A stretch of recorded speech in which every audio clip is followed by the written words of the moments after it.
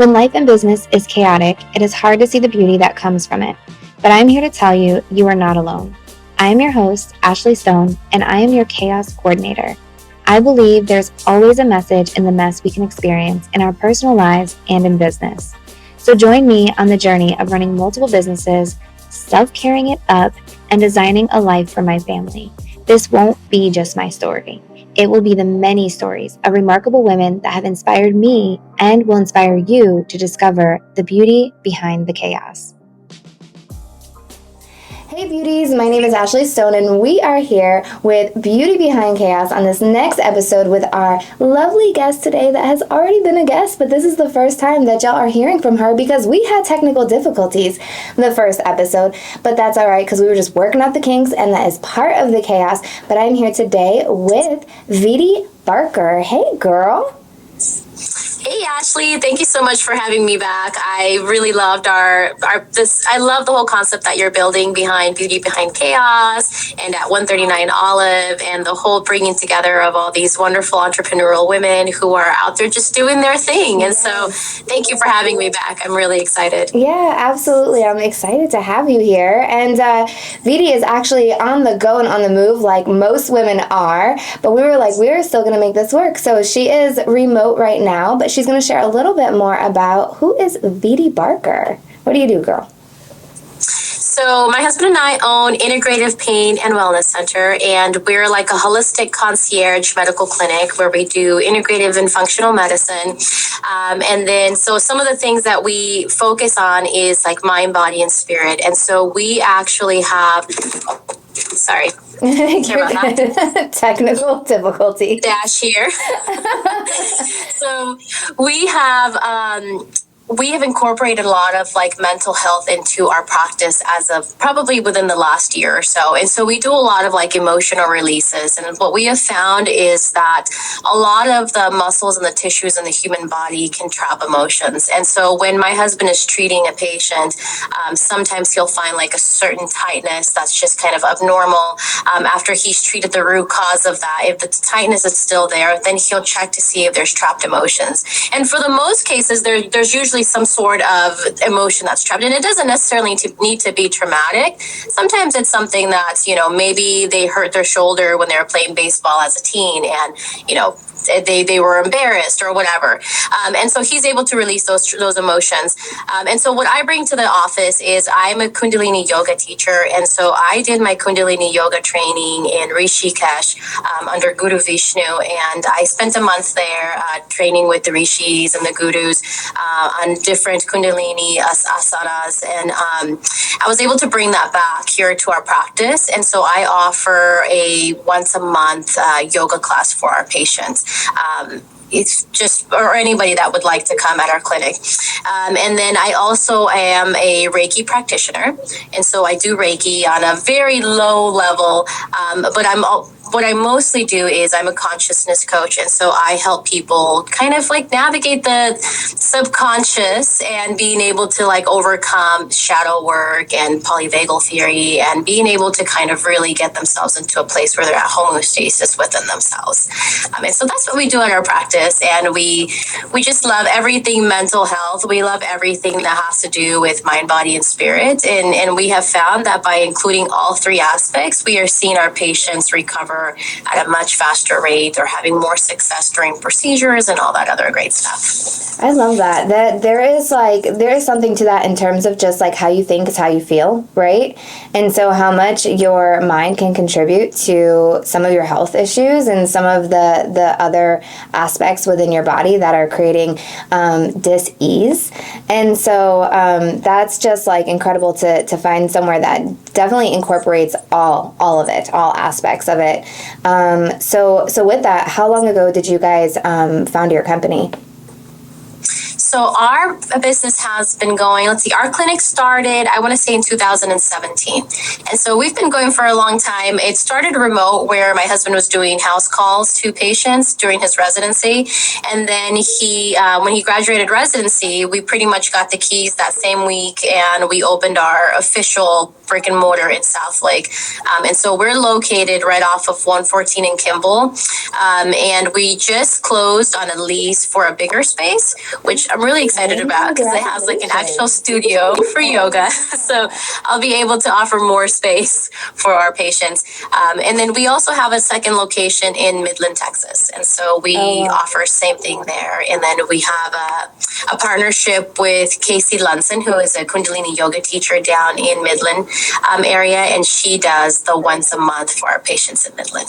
Wow. So Kundalini, a lot of people don't know this, but I have my 200 hours in for my certification as a yoga instructor, but I don't teach. It was really just like a journey for myself to be able to explore and just kind of just learn different aspects of yoga. It felt like I was going to a yoga class and it wasn't always like conducive to what I needed at the time, and I was just like, but I know there's something more here. And what a lot of people don't realize is that there's so many different aspects of yoga and practice. And what was really cool about the experience of going through the certification program is I got to learn all these different facets, as opposed to going into a studio that some studios are kind of limited in the different types of practices. So someone might not know what Kundalini is. Do you want to share a little bit more what is Kundalini? Yes, I would love to. So Kundalini is one of the facets of yoga, and it's more of like the consciousness facet. And so while you're doing Kundalini, what we're actually doing is releasing trapped emotions from the nadis, which is the energy centers within the energetic body that hold emotions, subconscious beliefs, behavioral patterns, things like that. And so Kundalini is a really great way to kind of sit down with yourself and your energetic body and kind of clean out the pipes, which are the nadis. Just clean out those pipes. And we do that with different posture holds, different breathing techniques, different mantras, sounds, and creating basically our own rhythmic vibrations within our energetic field.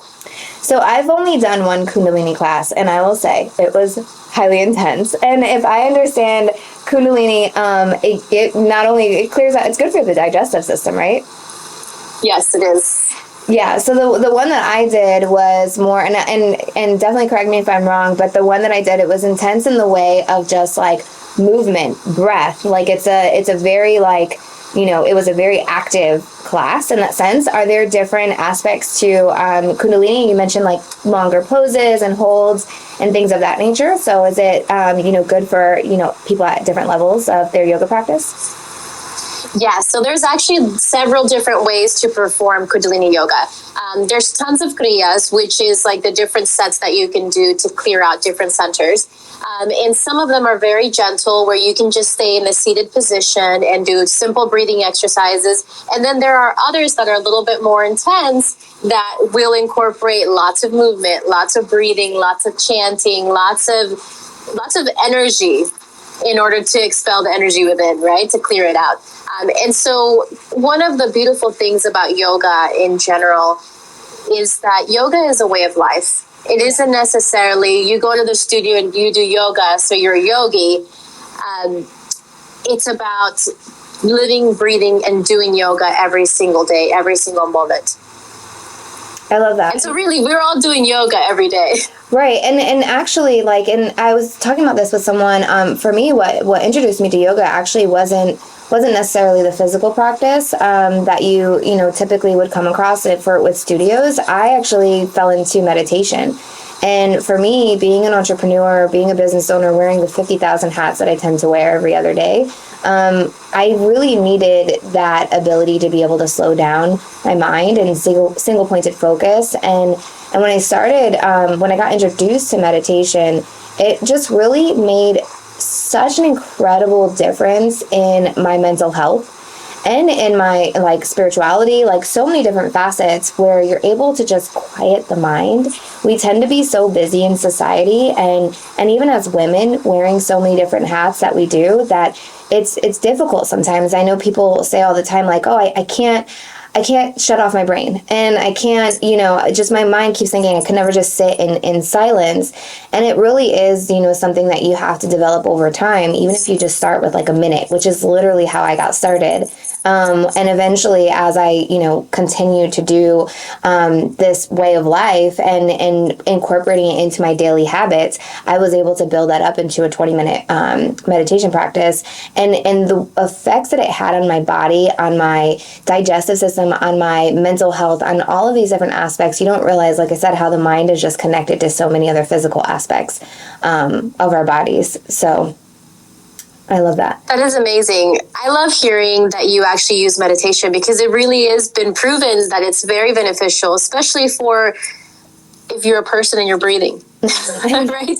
Like you can just be, you can be a mother with a bunch of breathe kids properly. Like exactly. It's so crazy. Like that blew my mind. I was just like, what? And so, yeah, I mean, it's really incredible to like kind of go down that rabbit hole, really, of just discovering what works for you, but exposing yourself to various things to be able to explore and see what works for your body. But I will say I'm a huge advocate with definitely the yogic lifestyle and just all the different facets that really do lend itself to so many other pieces of our life in different ways, right? 100%. And I think too, like by taking that time for yourself, where you're meditating and you're connecting with yourself, it really is an act of love for self. Mm-hmm. It's a really holding space for yourself. And how many times do we feel like we're misunderstood, or we're not being heard, or, our mind is so crazy, when all we have to do is give ourselves just a couple of minutes. Like you said, start with 1 minute where you're just connecting with yourself, you're holding space for yourself. Whatever you're feeling, and if it's time to release, you can release it. Mm-hmm. Right. It's really just realizing that you are not your thoughts, and they're outside of you. And so recognizing and disconnecting, I think those two things, and just like understanding the ego and how that works, the egoic mind, like just fascinating stuff. And that all relates back to just even also like your mental health. And so it was pretty profound work for me, I will say. When I discovered all of this, I was about 33, 34, when I had a friend that was like, I went through this certification, and she was doing some teaching here and there, but she was just like, just on a personal note, just to be able to really dive in and then have that accountability. So that was part of the reason why I did the certification, because I'm one of those, like, I'm an avid student, but like I need that accountability to show up, like, and be consistent, like I'm sure everybody does.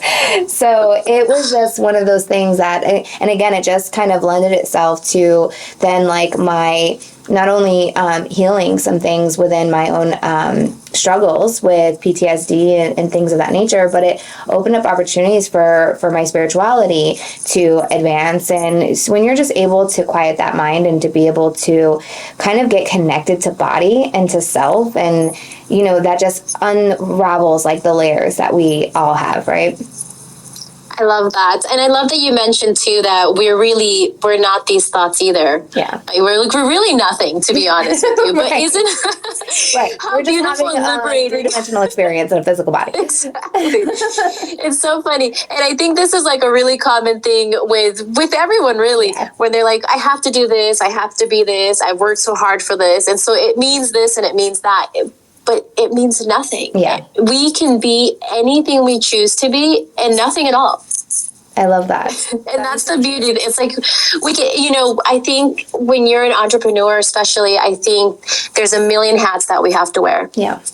And we feel sometimes that if we don't wear this hat the right way, then it's going to have a reflection on a different hat over down, a month from now. I am, right? Exactly. Yeah. When the truth is, like, we get to build who we are every second. Every time we blink, we get to build who we want to be. Yeah. And it's all in releasing that control of thoughts. Yeah. And thinking with the heart. We are energy. Like, we are energy. We're having this, like, we're spirits in a physical world, and just like all of that. It's all connected. So it was definitely, I highly recommend for anyone to dive a little bit deeper into that and learn more. But with that said, how did you get involved? Is this something that's just like, is it a part of your culture? Is it something that you kind of later on in life discovered? Like, how did you get involved in the work that you do today?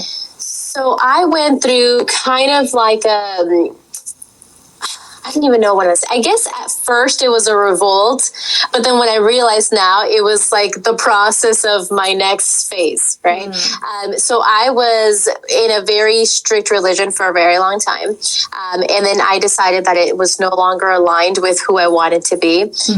And so somehow yoga found me. And I think sometimes we work so hard to find the things that are meant for us when the things that are meant for us are already looking for us. Oh my gosh, that's so true.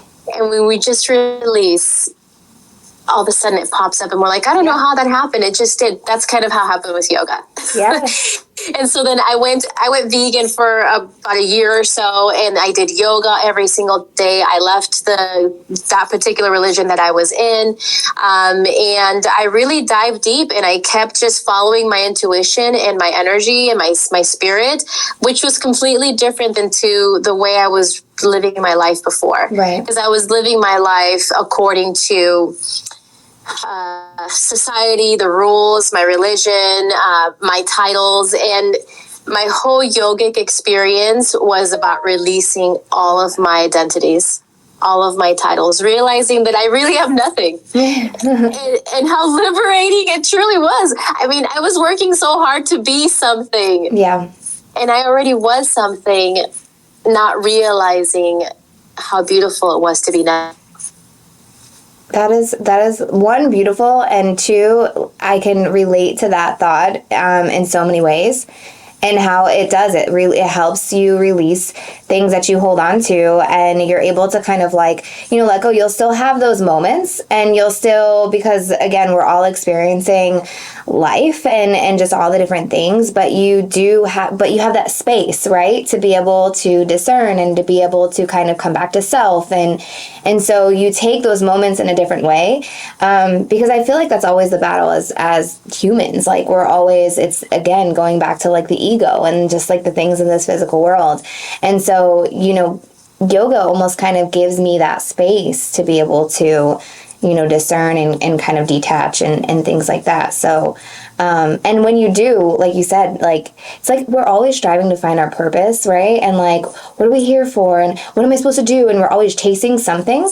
And then it's like, if you just stop chasing, like it opens up that space and that room to find you.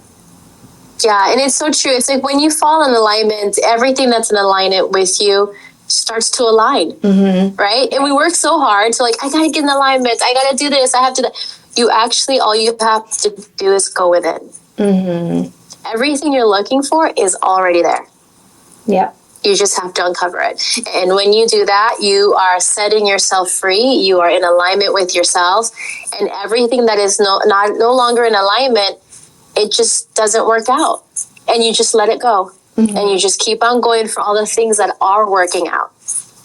Yeah, that's so true. That's relatable for, I think, every aspect of our lives, right? As women, just everything that we're involved in, and giving ourselves that space. So you gave yourself that space. You discovered this aspect, and when was that? How old were you? I guess it started when I was about 33 as well, actually. Girl. And we were right on the same frame. Yeah. Something happens in your 30s, ladies. You're like, I need more purpose and meaning to my life. It's so true. Oh my gosh. I feel like my 30s have been the best. Yeah. Like, I definitely, same. Like, I feel like I really came into who I am, right? Or just like what, or where I am in this world, like just, existing, like, and being okay with that. Yeah, oh my gosh, it's so true, because I think in my 20s, maybe I worried about things that were so insignificant now when I look back. But then it was like, this has to happen. This has to be. I have to do this, or I have to accomplish that. And now in my 30s, I really don't care. I do what feels right, and that's what works. Yeah. with purpose, of course. You have goals still and ambitions, but right. It's not as daunting as it was before. Yeah, it doesn't work in the way of just like, and actually this is a great segue into this thought process, because this is something that's I think big in maybe in a lot of industries, but as entrepreneurs, you kind of hear these aspects of like The Secret and manifestation and all of that. What are your thoughts and views in terms of that? Because I'm kind of like impartial, like where I just feel like yes, but then at the same time there is an aspect of like working towards something, and you can't just sit and say, this is what I want to happen, and then all of a sudden it appears. I mean, like what is your viewpoint on that? I love that. I think that there is a very thin line between wishful thinking and actively manifesting. There you go. I like that word, active. Participating. It takes an action word. Yeah, active participation. And so, like, I had a discussion like this, many years ago, and it's reminding me, where we were working on a project, and one of the persons that was in the project was like, well, I'm manifesting this, and I was thinking to myself, I was like, okay, but you're manifesting, but you're not doing anything about it. So how is it going to come about? Like, people aren't just going to ring your doorbell and ring on your phone. And so manifestation, I feel, is a collaboration with the universe to manifest the things you're trying to do. Okay. That you're actively continuing to chase, that you're actively continuing to attract to yourself. Personally, for me, I know there's millions of different definitions for manifestation, but I think for me, I've seen manifestation work twice as hard when I'm actually working with it. Yes, exactly. I definitely am in agreement with that. And just like, I think part of it too is getting clear on what it is that you actually are even, trying to do, right? I think like when you are doing so many different things, if you don't have that space to kind of clear out and kind of think through and then get clear on the vision, and then in tandem, you're working towards that vision and like keeping the focus of that vision. I think the two coming together is really where the magic happens, right? Like that to me is like you said, is just like working together in collaboration. That's a good word. I love that. And I think too, it brings up a different thought that I just had. Manifestation can work both ways, right? And so it's so important that we constantly surround our mind around things that are going to help us lift up and continue to evolve, right? And that's the same thing in conversations that we get into, or things that we're reading, things that we're listening to, the music, the words that we are saying, the words that we are thinking, the thoughts, the ideas, everything has an effect. Yeah. We are just nature being represented in this form. But it's nature manifests and finds a way every single time, right? You just give it a little bit of life, and a thought is life. An idea is life. And so it's so important for us to stay on a frequency that continues to push us forward instead of pulling us back. I love that. And that's why like being present in the moment is so important as well, and not ruminating in the past, because you got to let it go, right? I love it. And I think, Ashley, you're probably a wonderful example to everyone in our area of someone who is actively manifesting constantly. And it's amazing. And it's amazing to watch that you have a thought and then you run with it. Yeah. It's beautiful. I read this article not too long ago where it talked about how when you manifest for yourself, it has such a high power.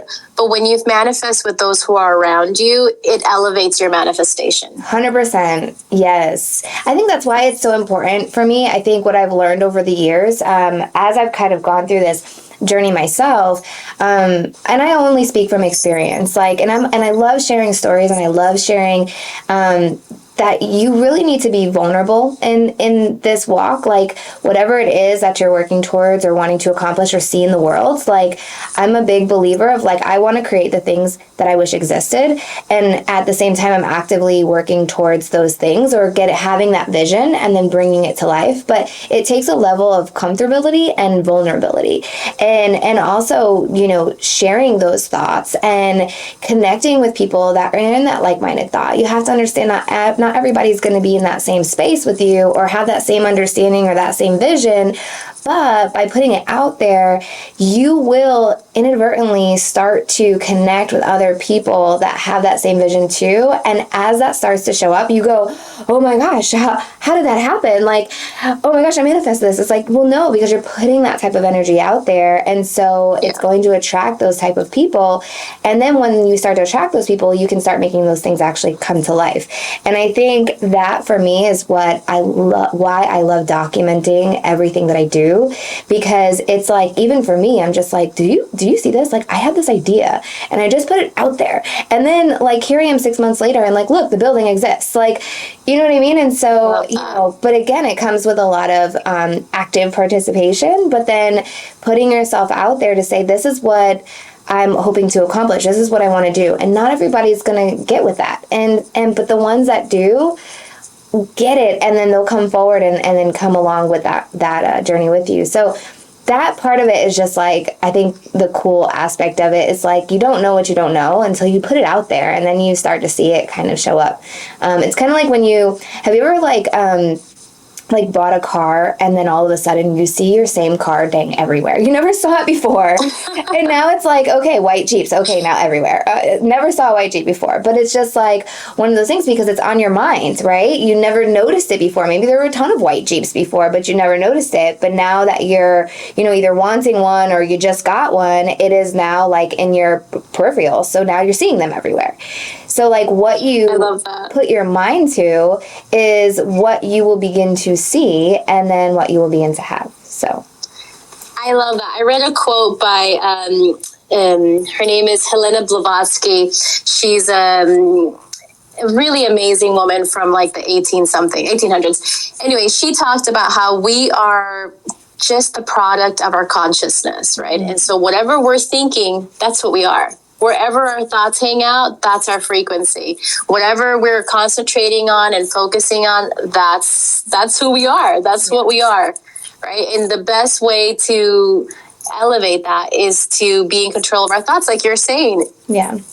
And we're also like a creature of habits and like we are. So if you really like, again, going back to that documentation, I had learned so much about myself through my own Facebook posts. Like I'm sure we all have. If we go back and like read our Facebook posts from like Lord knows when, and you're like, some people will like, you'll cringe a little bit like, ooh. And then other times I'm like, dang, Ashley, you were literally saying almost the same exact things verbatim, like a year later on the same date. That's weird. And so it was my Facebook memories that gave me this like really interesting lens to myself and how I write, because I share a lot through social media and documenting things. But then when I see the memories over the years, I realize how habitual my life actually was, down to like I was almost saying the same things.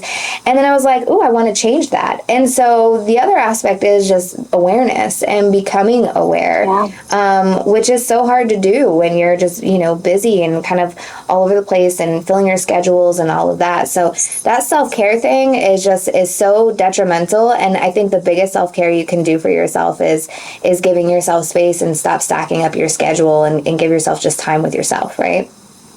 I love that. That's a really good point that you make, Ashley, because I think part of growth is reflecting on your previous versions, right? Yes. And having mercy for yourself. When you see those posts that you're just like, oh, I can't believe I wrote that. But it's almost kind of like, wow, thank you for writing that and letting go of that and allowing me now to see that version that no longer aligns with me. Mm-hmm. Like, I know that version. I can let it go. I release it. I love it.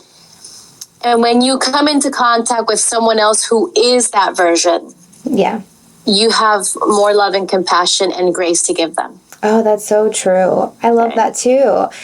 Yes, girl. I know every time, like when we were here before, we were chatting about, oh my gosh, so many different things. And mental health is obviously something I'm super passionate about, and it's very clear for you, just the same, and likely because we went through our own kind of journeys and chaos or things that didn't align with us, that we had to find what was right for us. And that is, I think, out of everything in the messaging, I think on both sides is like really truly finding what is right for you. But, if you don't know what you don't know, and aligning yourself with people and conversations and different thoughts and experiences. And that's like what this podcast is all about, is to exposing yourself to these conversations to go, oh, I never considered that. And we all need that moment to be able to step outside of ourselves and reflect. Yeah. And that's how you grow. And being able to learn from different people as well. Yeah, I love that. And I think too, like, every single person we encounter is a reflection of ourselves. Because what we see in the encounter is only our own perception. So it's really a reflection of ourselves. It's nothing to do with them. And if we are... That like that, because that whole saying of like, perception is your reality, like how people perceive things is really truly their reality, and we're perceiving people based on our own experiences. It's not actually really about them. It's so true. Yeah, it's like what our life experiences were is going to play into how I engage and react to this person and what they're saying and how I'm perceiving it. Yeah, 100%. I think too, it really you talked about earlier about vulnerability. I think there's wonderful courage and vulnerability, but I think the most sincere, to piggyback on what you said, the most sincere vulnerability is when we are honest with ourselves. Right? And if we see something that's triggering us, it's like, how did I co-create to that? Yeah. And how do I take my part and change that if that's not what I want to align with? If that's not the thought I want to be?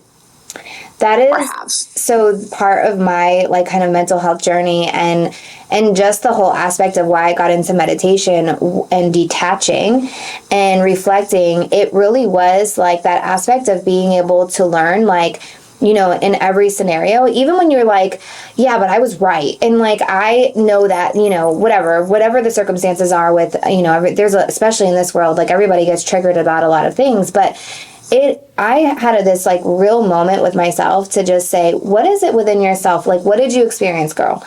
That like it's okay that you're reacting this way, but like, what is it within you that's making you react this way? Or, what is it that you're attaching to, and realizing like, so many aspects. I mean, it goes down the rabbit hole where when you start to unpack all of that stuff and realize like, wow, from my childhood, I always felt like I needed to, speak up loud so that way people even just saw me. And that was something within my own self that I struggled with. So when I was experiencing something with someone, I realized like my stance was coming from really something that I feel like I've always had to just, fight. And in the meantime, like, that's not even really what's fully happening here.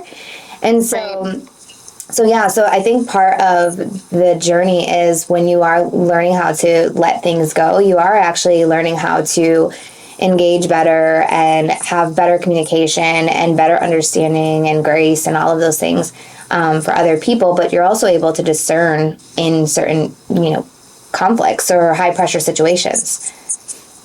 100%. And that just, you saying that, it just proves how much work you have put into yourself, because it takes a lot of introspection to be able to see that something that is triggering you in your reaction isn't who you truly are. It's a trigger from some other thing, right?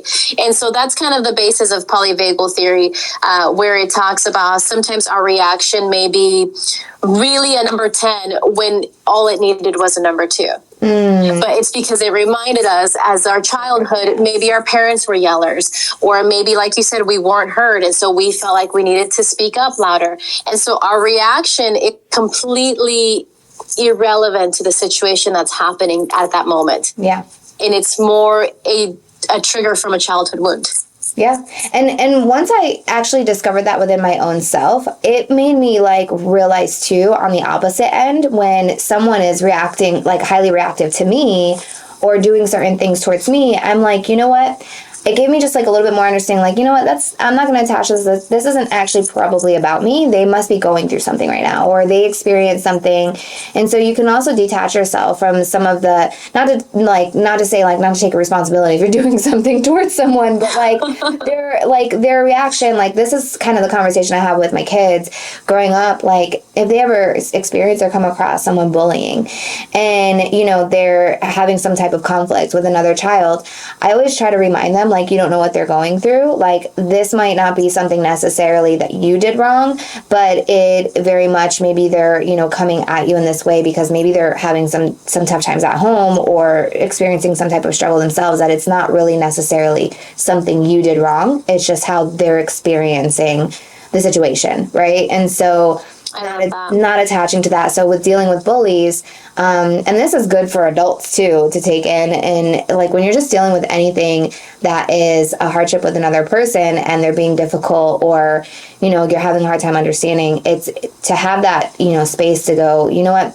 this is not a reflection probably of me at all. They might just be going through something, and I'm just going to kind of give this space. And so many times I've gone back to that person and be like, you know, are you good? Like, you know, you want to talk back through this? And they're like, oh my gosh, I'm so sorry. I had a day, or I was experiencing this other thing. I took it out on you. I'm so sorry. But how many times have relationships gotten ruined because you take things so personal, and then it's like, I'm done with them. You know what I mean? As opposed to like kind of having that understanding, just like we want that understanding.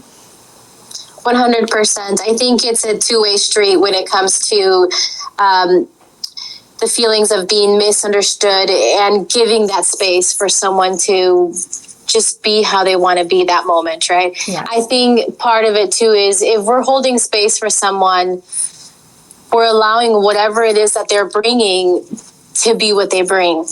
Right. And if it doesn't align with us, then we have the power to walk away from it or come back to it later and be like, hey, is everything cool now? Yeah. Right. Yeah, but I think having mercy for one another is so valuable and so important, because like, you never know when you're going to run back into that version of yourself. Oh my gosh, yeah. And actually, it's almost a guarantee you're going to run back into that version of yourself. 100%. I feel like it's going to come back around and test you. It is. It's almost like karma, right? It's like if you diss somebody, then someone disses you, and you're like, why is it happening to me? You're like, wait a minute, I remember. Oh, girl, I think that's happened to me a few times, and I'm like, oh, I see what you're doing here. Okay, I see what's happening. Yeah, and I'm gonna pass this test. I got this. And there's other times I did not pass that test. Exactly, that's what it is. It's the universe testing. Like, okay, you learned last time. Let's apply it now. Yeah, and you're right. Sometimes we pass, sometimes we fail, and then we get to do it all over again. Right. Exactly. And hopefully we learn and we get to not do it again. And when it does happen, we do other things that we have to learn and from. How we and it's just evolve. Growth. Yeah, it's how we grow and evolve as humans, I feel like. I mean, how do you grow and evolve if you're not being kind of tested and challenged and having to overcome and grow and all of those things, if you're not experiencing and re-experiencing, and until you learn the lesson, right? And then you're like, okay, I know how to handle this one. Okay. And then you move on to the next thing. I think I get, a lot of people will say, like, for me, this was a really fun title. I'm an active optimist. And I was like, I actually love that. That's such a compliment. I appreciate that. And it's true. Like, I try to pursue optimism in all things, because at the end of the day, there is always a solution to things. And there is generally, like, you know, a reason or understanding that you can kind of come to. And so it really helps you just kind of, I don't know, like, be able to move on and keep, like, on your path of focus and your purpose. And if you get stuck and you get hung up on things all the time, then you're never going to grow, you're never going to learn, and you're never going to, I think, for me personally, never live out your full purpose.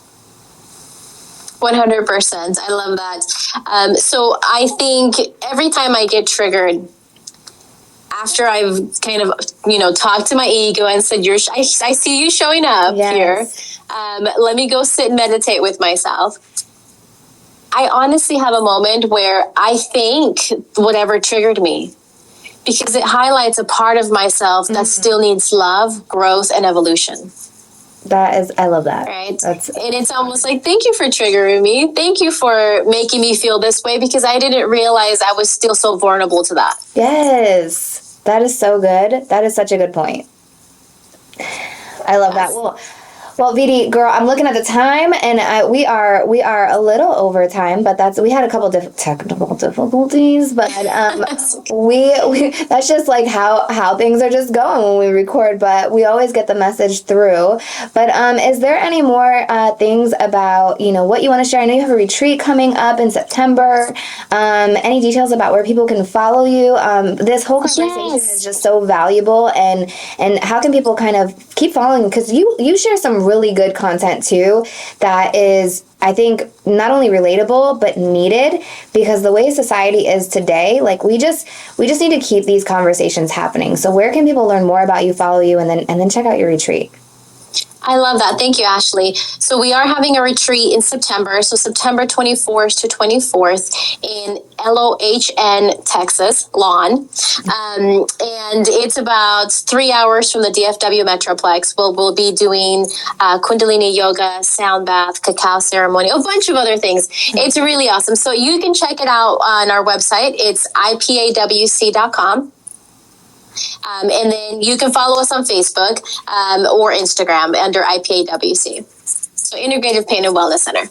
Perfect. And then, yes, we will share all of those links in the caption. So y'all, if you didn't catch all that and write it all down, you can come back, check out the captions of this episode, and we will link that all up, and give them a follow. Viri, you do amazing things, and I just love your light in the world, and thank you for sharing it and spreading it, and you certainly inspire me. I love when you pop up on my news feed and give me that little extra pep in my step in my day when I see all your positivity and just your truth, like your authenticity is refreshing. So thank you for that. Thank you so much, Ashley. I say exactly the same for you. Thank you. You are wonderful. And thank you for everything you're doing out there and bringing all these amazing women together and letting everybody see your dreams come true. It's beautiful and it's inspirational. So keep on going. I appreciate that. Thank you so much. All right, y'all. Well, thank you for listening to this episode about all the things mental health and wellness and just really getting in touch with your mind, body, and spirit. How important it is, especially in today's world, to remain connected. Oftentimes we are connected on social media and all these different things and technology, and we want to disconnect, but it's really important to not only disconnect, but reconnect with yourself. So again, thank you, Viri, for being a guest with us. And as always, y'all, stay beautiful, stay blessed, and stay you. Thanks for listening, guys. Thank you.